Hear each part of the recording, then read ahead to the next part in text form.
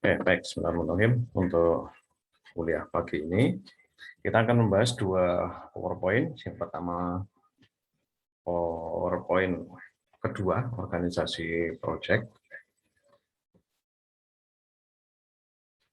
Kemudian nanti kita sambung dengan poin ketiga tentang sudah masuk ke siklus project. Nah, kita bahas secara singkat saja.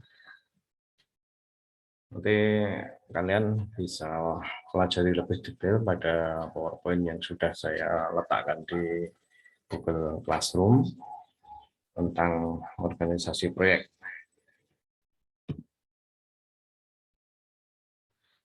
Nah, ini poin-poin yang akan menjadi pembahasan ketika kita berdiskusi tentang organisasi proyek. Kita lebih fokus nanti di sini di karakteristik organisasinya ya. Oke, next saja.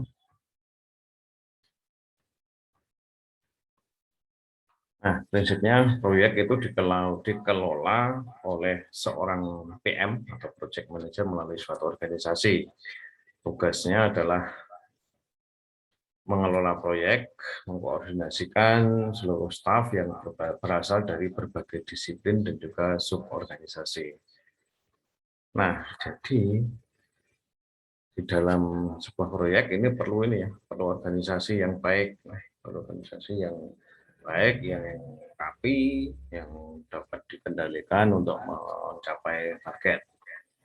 Nah, bentuk organisasi itu bisa bervariasi, mulai dari ini yang pertama ekstrim berbentuk organisasi fungsional atau fungsional organisasional sampai ke organisasi yang berbasis project. Jadi di sini disebut dengan pure project organization. Kemudian ada pola organisasi yang lain yang disebut flat dan lean organization. Ini karakter aja ya. Nah, jadi cenderung dikatakan sebagai organisasi modern, flat and lean organization. Nah, yang ini, yang pertama ini yang fungsional dan project base ini nanti saya sampaikan. Nanti yang flat dan lean coba Anda cari. Flat dan lean itu seperti apa? Nanti mungkin akan bermanfaat ketika kalian sudah berada di dalam project real, maka mungkin akan bermanfaat. Apa bedanya yang pertama dengan yang kedua? Baik, kemudian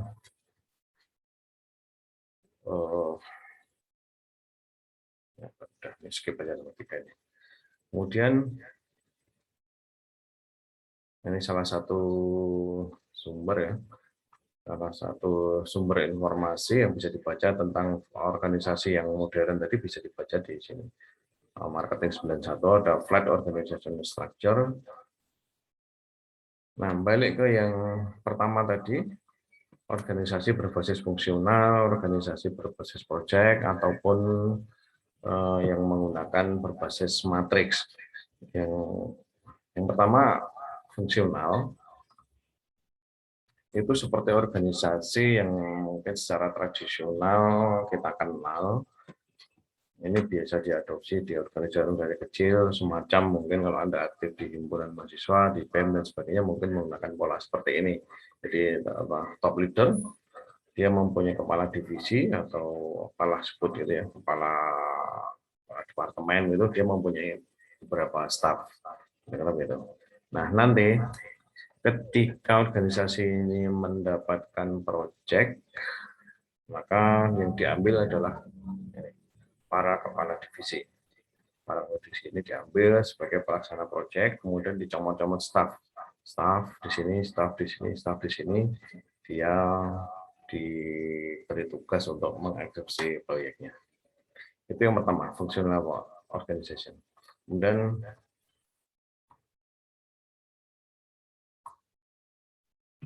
yang kedua, organisasi berbasis project. Berbasis project, di sini tadi pimpinan utama, ini pimpinan tertinggi, di bawahnya ini bukan kepala divisi, tapi langsung dia membawai project manager. Nah, masing-masing project manager ini langsung memiliki staff, ya, sejumlah staff masing-masing. Nah, itu langsung ada project A yang dikelola oleh ini, yang di dalam lingkaran ini, dan kalau ada project B di sini, ada project C di sini, dan seterusnya. Nah ini ekstrim, ini berbasis project betul, jadi nggak ada kepala divisi, itu nggak ada divisi masuknya di sini. Oke, next. Kemudian yang berikutnya adalah matrik ya. Nah matrik itu ada beberapa kategori. Di sini balance, kemudian yang kedua nanti disebut dengan strong, dan yang ketiga disebut dengan weak matrix organization. Saya balik ke slide yang tadi, balance ini atau saya ambil yang itu, yang strong. Strong. Ini pimpinan tertinggi organisasi, ini mempunyai manajer-manajer, kemudian salah satu manajernya adalah manajer dari project manager. Nah, seperti itu. Ini manajer biasa, ini divisi-divisi. Divisi A punya staff, divisi B punya staff, divisi C punya staff. Nah, ini divisi khusus yang isinya project manager. Nah, nanti ketika ada sebuah project, maka dicomot, diambil di sini. Diambil di sini, comot, inilah pelaksana atau eksekutor dari project tersebut. Nah, ini yang strong. Strong. Jadi kuat ada kumpulan project manager yang dikelola secara sendiri. Nah, balik ke sebelumnya tadi, yang balance, ini ya balance sedang-sedang ya. Jadi ini tetap di sini ada kepala divisi, mempunyai staff. Kemudian ketika ada project, maka dicomot sekumpulan staff lintas divisi, dan salah satu dari staff tersebut ditunjuk sebagai project manager. Itu yang balance, yang sedang lah ya. Kemudian balik ke sini.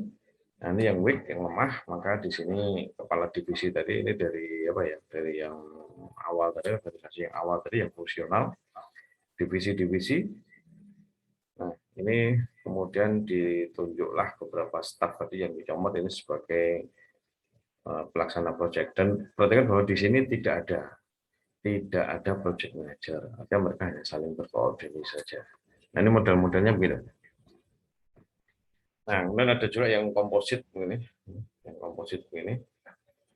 modelnya begini, macam-macamnya begitu.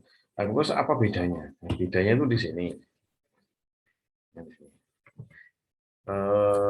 Perhatikan bahwa ini adalah jenis organisasinya tadi dari mulai fungsional, kemudian matrik, ada yang weak, balance, dan strong, kemudian ada yang berbasis project. Bedanya pada otoritas project manager. Coba perhatikan misalnya yang tentang ini. Project manager authority, otoritas atau kewenangan dari project manager. Kalau yang di sini later on none, di sini low, di sini low to moderate, ya sedang atau lemah menuju ke sedang, gitu ya. Ini sedang menuju ke tinggi. Kalau di sini project ice itu high to almost, ya, almost jadi tinggi atau hampir total. Nah sama. Nanti apa namanya karakteristik yang berikutnya, misalnya ketersediaan resources, ketika di sini ini sedikit, terus semakin ke kanan ini semakin tinggi otoritas situasinya. Dan seterusnya, ini bisa dibaca. Jadi ini menjadi struktur organisasi dalam proyek ya. Gitu. Oke. Kemudian, nah tadi yang saya katakan modern tadi ini saya comot dari website yang tadi, kira-kira bentuknya seperti ini. Nah, apa bedanya? Prinsipnya adalah pimpinan tertinggi, kalau kita menggunakan flat organisasi, pimpinan tertinggi ini bisa atau boleh bahkan punya kewenangan untuk akses langsung pada pegawai pada level yang paling rendah sekalipun. Jadi misalnya di paling rendah sini, kalau ini organisasi penjualan gitu ya, ini adalah sales, misalnya sales yang mau terjun ke lapangan. Jadi betul-betul adalah staff pada level yang paling rendah. Nah, ini bisa akses langsung, bisa mengkoordinasikan langsung sini. Meskipun sini ada level 1, level 2, level 3 bahkan staff, maka dia bisa ke sini langsung. Nah, ini manfaatnya menjadi lebih cepat dan lebih sederhana. Bahkan bisa jadi nggak perlu level-level begini langsung dari sini ke sana. Nah, tapi nanti tentu pasti ada plus minusnya. Jadi kalau Anda mengelola project, Anda bisa pelajari plus minus masing-masing. Ya. Oke. Nah, berikutnya saya berpindah ke slide 03 tentang siklus. Untuk mempercepat saja. Sebenarnya tadi masih banyak ya, slide nomor 2 tadi, PPT nomor 2 tadi slide-nya masih banyak, nanti bisa dibaca sendiri, bisa dipelajari lebih detail, ini sekilas seperti itu. Kemudian saya lanjut ke siklus. Nah, kita sudah bisa, supaya mempercepat, kita masuk ke siklus project.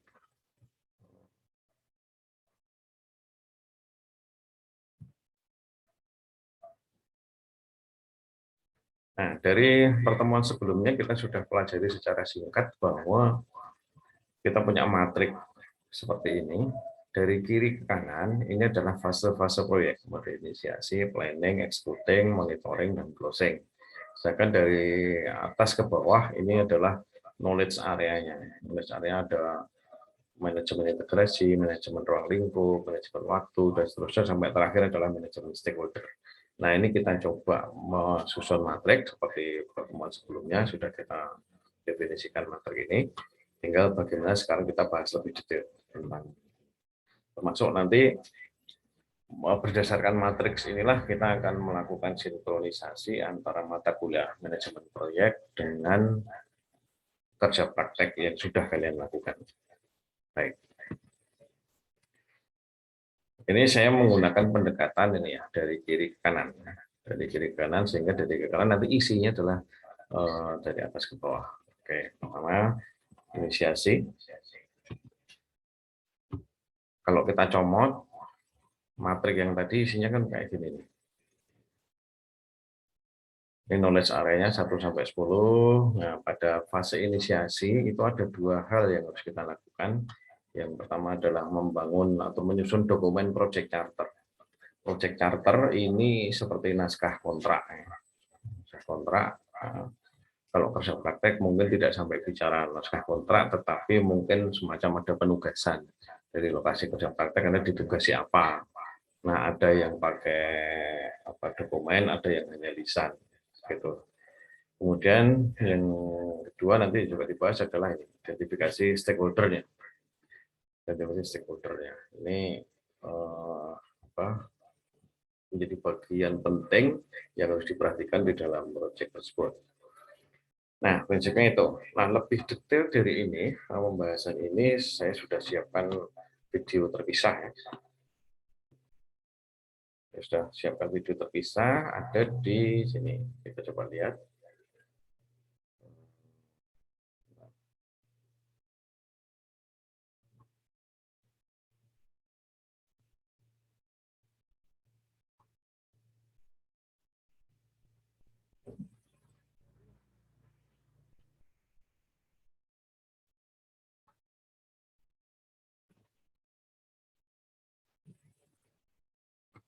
Oke, di Classroom, di materi itu ada rekaman kuliah yang sebelumnya. Nah, ini sama. Materinya ada di sini. Siklus proyek 01 inisiasi itu ada di sini. Nanti silahkan dipelajari, di play aja videonya. Kemudian dari sini berlanjut ke identifikasi stakeholder. Jadi dua yang baris bawah, ya, siklus proyek 01 dan identifikasi stakeholder, ini menjelaskan tadi inisiasi, fase inisiasi tadi yang di dalam dokumen proyeknya tadi ada dua hal tadi ya. Ada dua hal. Saya share total screen aja ya, yang mudah.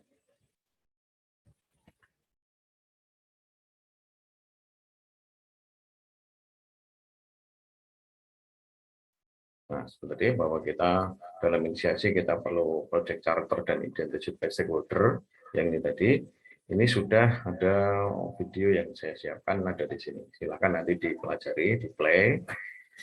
Kemudian yang penting adalah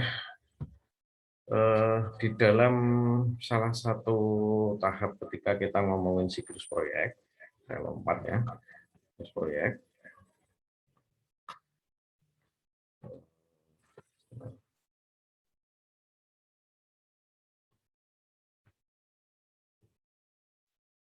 Jadi nanti di dalam project charter itu apa sudah dijelaskan di video tadi.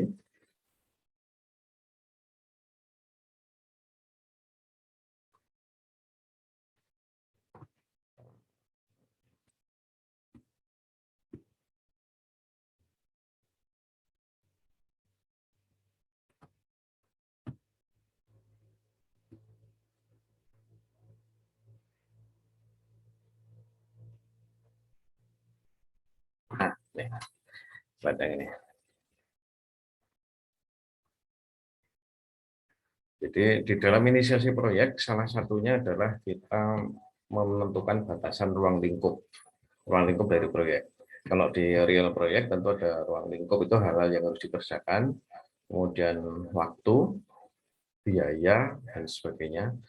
Ini perlu kita batasi. Nah, oke, untuk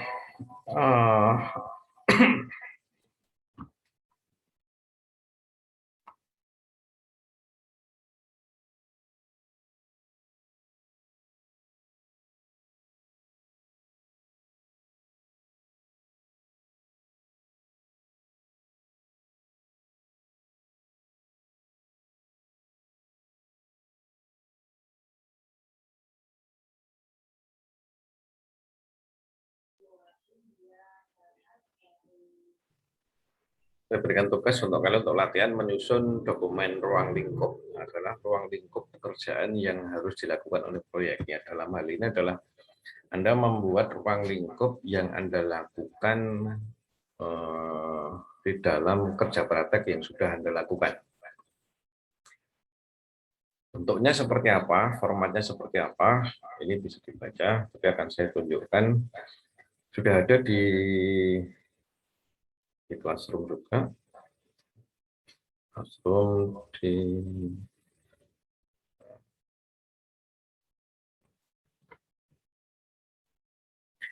Nah, nanti ini ya.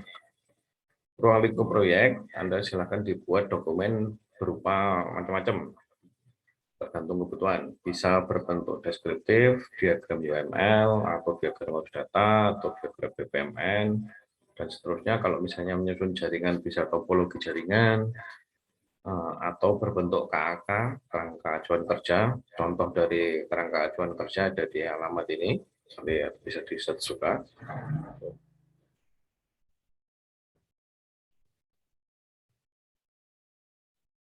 Nah,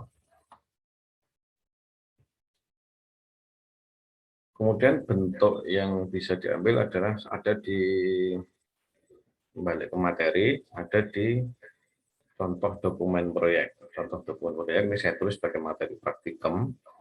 Ambil yang materi 07. Materi 07 baik 07A, 07B saya bisa, tapi juga ada yang materi 07 total. Nanti ke file ini nanti silakan dipelajari. Ya, bisa dilihat.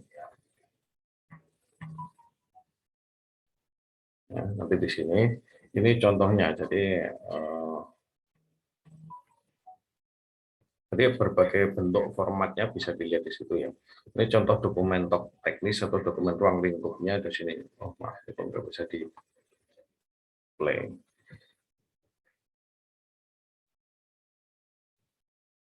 Ya nanti dilihat aja di sini. Ini contohnya nanti di sini. Nanti kalau misalnya ada pertanyaan, boleh dilanjutkan diskusi dengan di grup WA.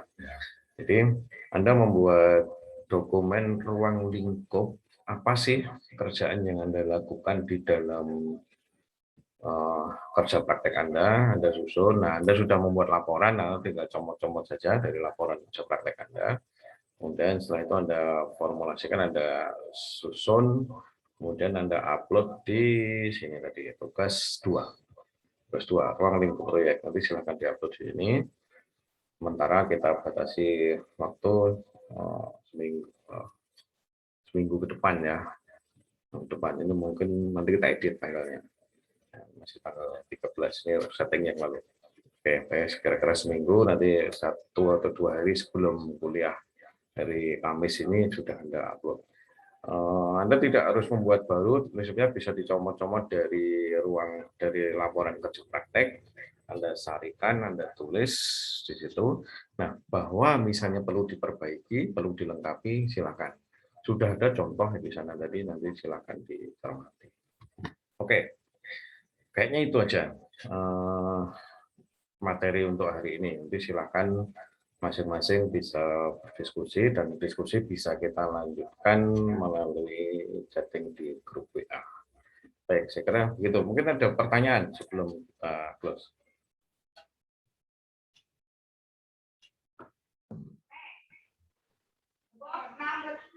Belum ada, Pak. Mungkin Belum ya. Oke, Iya. jadi itu. Sekali lagi bahwa materi hari ini adalah kita belajar tentang struktur organisasi yang bisa dia lakukan di dalam proyek. Kemudian yang kedua adalah tentang sudah masuk ke fase-fase di dalam proyek. Dalam ini adalah fase 1, fase inisiasi. Yang fase inisiasi itu nanti di situ ada 2 perkara yang harus dibuat, yakni membuat apa namanya ini diagram kontrak tadi yang project charter dan melakukan identifikasi terhadap stakeholder, itu yang harus dilakukan. Tapi untuk yang kali ini kita balik. Pada saat menyusun project charter itu nanti perlu lampiran ruang lingkup. Nah, sekarang ruang lingkupnya yang kita susun dulu. Charternya mungkin project charternya mungkin next berikutnya bisa kita buat atau mungkin bisa kita skip. Yang penting adalah kita mendefinisikan ruang lingkup. Baik, sekira gitu. Kalau tidak ada pertanyaan, saya kira untuk hari ini materi bisa kita cukupkan, kita sudahi. Silakan dicermati saja file-file yang sudah saya sampaikan tadi. Ini record, nanti segera kita upload di kelas. Baik, begitu kita akhiri dengan alhamdulillah bersama. Alhamdulillah ya Rabbil Alamin. Baik, Assalamualaikum warahmatullahi wabarakatuh. Waalaikumsalam warahmatullahi wabarakatuh.